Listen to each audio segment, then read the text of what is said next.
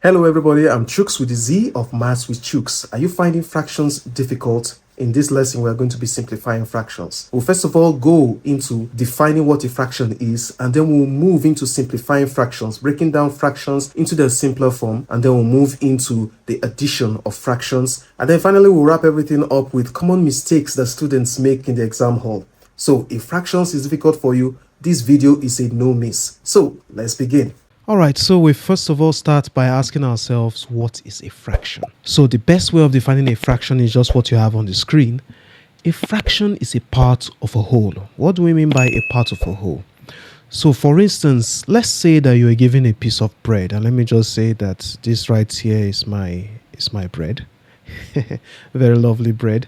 And you're asked to share this bread into 3 equal parts and share amongst your brothers, for instance. So this is your bread. Let me label it. Don't mind my bread, but hey, this is lovely bread. And so let's divide this bread into 3 equal parts. So we have this and we have this. At least this is roughly 3 equal parts. Now what happens when you break off this part of the bread? That means you have taken 1 out of 3 pieces, right? Or 3 equal parts of the bread, isn't it? This is just what a fraction is. So this statement here, I can write it mathematically as 1 over 3. This is what 1 out of 3 actually means. It means 1 over 3. And when you look at this fraction, it has 2 parts. It has this part that is up and this part that is down. Now, this part that is up is the part that has been taken from the whole. And then this part that is down is the number of times the whole was divided into. So this one is the one that you took, which is this one here, while this 3 is the number of times that the bread was divided. So another name for calling this number at the top is the numerator, while another name for calling this number that is below is the denominator. All right, so this is just basically what a fraction is. So let's give another example. Let's say you have a biscuit. Let's say this is a biscuit. My drawing today is just crazy. But let's just say this is a biscuit, okay? And you're asked to split this biscuit into let's say 4 equal parts or 5. So we have 1 part here, we have 1 part here, we have 1 part here. So this is part 1, part 2, part 3, part 4. And then let's say you take 2 out of the parts. So this is 2 out of 4, right? So this is the same thing as saying 2 over 4, isn't it? So the numerator is 2 and the denominator is 4. Now, this is also the same thing. This is equivalent to saying 1 over 2. But we'll explain this in the next section of our class. But this is just to give you a good idea of what we mean by a fraction. So let's move on to the next step. Okay, so let's talk about simplification of fractions. Right, so what does it mean to simplify a fraction? So let's write. So to simplify a fraction means to reduce it to its lowest form. But that is just English. What does that really mean? So for example, so let's have some examples. So for example, if you have 6 over 8, for instance, and you're asked to reduce this, or rather you're asked to simplify this fraction. So what do? To simplify the fraction, you simply means for you to divide the numerator and the denominator. If you remember what the numerator is the number at the top, and the denominator is the number that is down. So you have to keep bringing this thing down to its simplest form. And how do we do that? We do that by dividing the numerator and the denominator by a common factor. Okay, so what is a common factor? A common factor is that number that can both divide the denominator, that can both divide the numerator and the denominator. That is what we call a common factor. So that's a common factor. A number that can divide both numerator and denominator without, very important, without a remainder. Very, very important. Without a remainder, so what number can you think can divide both the denominator and the numerator? Yeah, 1 can do that. Yes. Can 2 do that? Yes, 2 can also do that as well. 2 can do that. So, of course, we cannot use 1 because 1 divided by any number is still that number. So, there's no need. That's a complete waste of time. So, let us go ahead and divide. So, when 2 divides 6, what we have is 3. And when 2 divides 8, what we have is 4. Now, when you look closely, you will see or realize that there is no other common factor that can divide both the denominator and the numerator. 1 can do that, but of course, we cannot use 1. 2 can't do it because 3 divided by 2 will give us a remainder of 1, even though 4 divided by 2 will not give us any remainder. But because 2 can't divide 3 without remainder, we can't use it. It's no longer a common factor.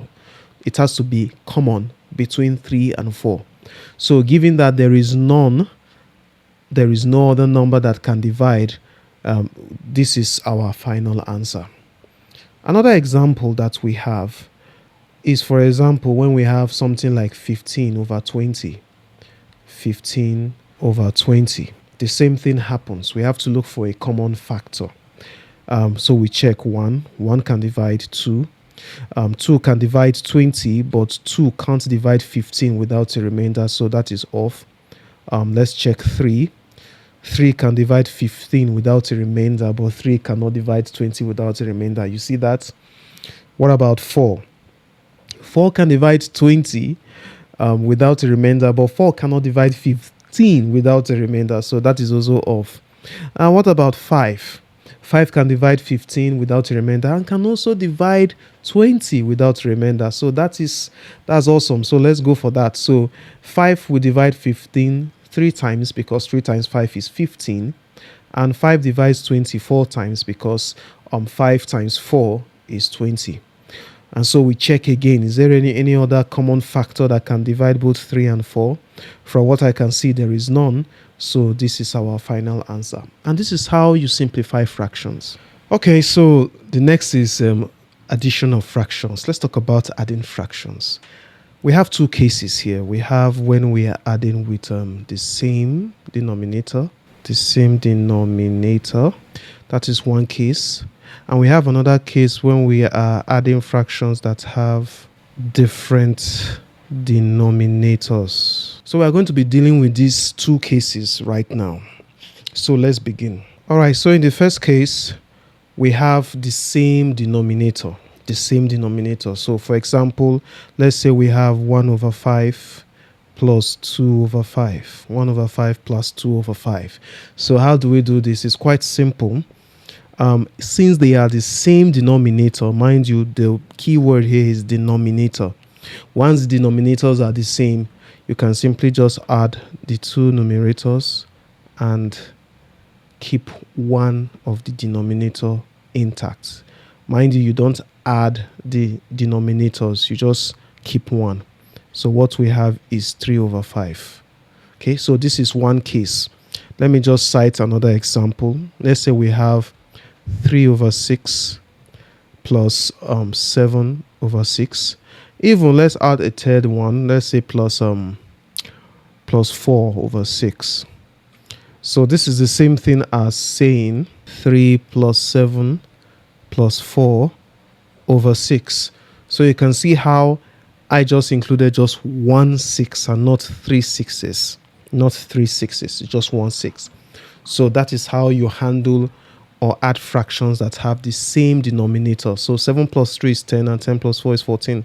So what we have is 14 over 6. But if you look at this right now, you will realize that you can actually break it down to its simplest form. This is not the simplest form of this fraction. We have a common factor that can divide both the numerator and the denominator. And what is it? That is 2. So when 2 divides 14, it goes 7 times. And when 2 divides 6, it goes 3 times. And so this is our final answer. So you can see how we work with fractions that have the same denominator. It's quite simple. is awesome. So let us look at the second case where we have different denominators. How do we solve that when we have different denominators? So let's go for the second case. So when you have different denominators, the method is quite different. So for example, let's say 1 over 2 plus 1 over 3. Now you cannot go on and say that this is equal to 1 plus 1 over. What are you now going to do here? Because remember that you are supposed to use one number. So are you going to use 2 or are you going to use 3? So that method will not work. So we have to follow another step. And the step for us to follow here is for us to first of all state that we must find a common multiple. So the first step for this is to find a common multiple. Find a common multiple. That's the first thing you must do. So it's quite easy. If you are going to find a common multiple, you simply multiply this by this. There are two ways you do this. For example, let's say you have denominators like this, and none of them is big enough to be the multiple of both of them. All right, so for example, if I have 1 over 2 plus 2 over 6, you will see that the common multiple here is 6. Now, why is it so? Because 2 can divide 6 and 6 can divide itself. So the idea of a common multiple is that number such that both the denominators can divide that number without a remainder. So first of all, that number must be greater or equal to one of these. And then the second condition is that that number should be in such a way that both the denominators, or no matter the number of denominators you have, will be able to divide it without a remainder. And so the number that can do this here is 6, because if you just multiply 2 times 3, that's 2 times 3, it will just give you 6. So the common multiple is 6. So the next thing we now do is to say 2 divides 6 3 times. So the next thing we'll do is to say 3 times the numerator. So 3 times 1, that's what we have. Plus 3 divides 6, how many times?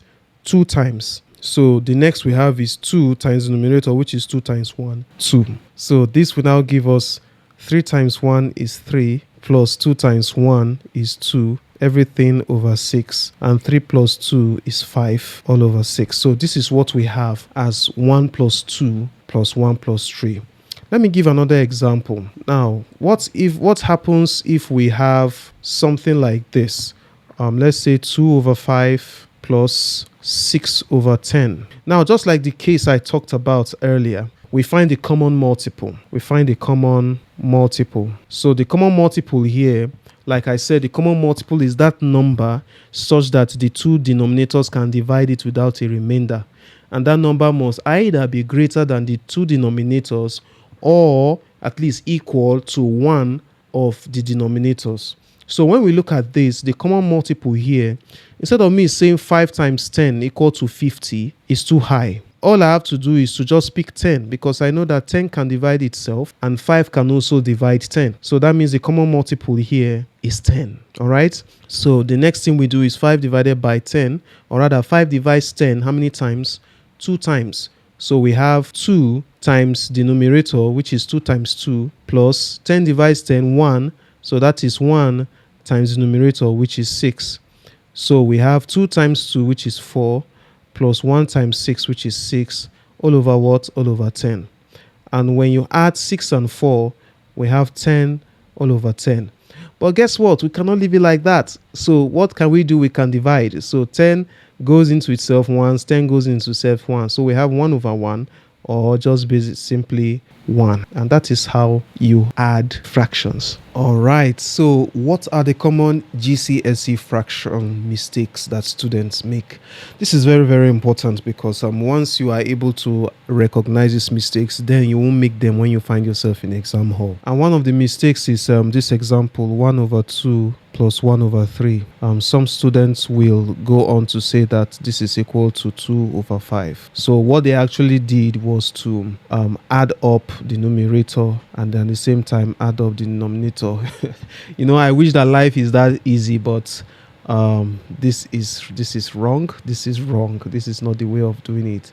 Just like I said earlier, the first thing you need to do is to find the common multiple, and to find the common multiple is to find a number such that when 2 and 3 divides that number, it will divide it without remainder. And some of the ways, or one of the ways of finding it out, is if first of all you see that these two numbers, there's none bigger than the other, such that one can divide the other without remainder, and it can divide itself without remainder, then all you need to do is find the LCM. And how do you find the LCM? This is another method. You do something like this: 2, 3, and so 2 goes into 2, 1, 2 can't go into 3, you just bring it down. Next is 3, just bring down this one, 3 into 1, 1. So what we have right here is 2 times 3, which is equal to 6. So this is a common multiple. So 6 is written down here. So 2 divides 6 3 times, and we have 3 times 1, that is this one here. Then plus 3 divides 6 2 times, so we have 2 times 1, which is this one here. So this is equal to 3 plus 2 over 6, which is equal to 5 over 6. So if you do it this way, this is correct. Another one is, let's say 3 over 4 plus 1 over 4. Students go ahead to say that this is equal to 4 over 4, or rather not 4 over 4. Students will go ahead and say that this is 4 over 8. And this is also wrong, because just like I said earlier, once you have denominators that are the same, then that is just the common factor. And of course, like I said also in the first part, I said that once you have a denominator that are the same, you just write one of them. So 4 into 4, 1. So 1 times 3 plus 4 into 4, 1. 1 times 1. So what we have is 1 times 3, 3 plus 1 times 1, 1 over 4, which is equal to 4 over 4, which is equal to 1. Okay. All right, so let us have an example. So we have 2 over 3 plus 1 over 4. So the first thing to do is to find the common multiple. Like I said, this is 3, this is 4. How do you find the common multiple? 3 goes here, 1, bring down 4. Then we have 4, 1, 1. So this is 3 times 4, which is equal to 12. So the common multiple is 12. 3 goes into 12 4 times. So this is 4 times 2. Plus 4 goes into 12 3 times. So this is 3 times 1. So this is equal to 8 plus 3 all over 12, because 3 times 1 is 3, 4 times 2 is 8. 8 plus 3 is 11. So this is 11. So what were the things we discussed today? Firstly, we defined fraction to be a part of a whole. And then secondly, we talked about how to simplify a fraction into its lowest term. So whenever you have a fraction, you must always try to bring it down to its lowest term. And then thirdly, we talk about addition of fractions, how you divide, how you add fractions. And when you have the denominators the same, you just write one of the denominators and then you add the numerators. But if you have the denominators different, then what you do is that you find the lowest common multiple of the denominator, and that will be what you will use to go on ahead to solve the fraction. And then we talked about common mistakes that students make in exams, which is adding up the numerator and the denominator together. So all these are things you need to take cognizance of, things you need to be careful about if you want to do very well in your GCSE exam.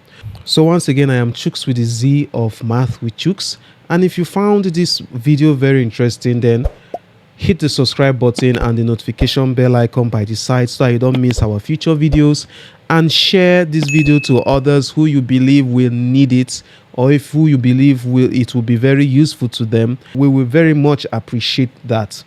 So I will be seeing you in the next video, because many more videos like this will be coming up in the future. Thank you very much and have a lovely day. Bye.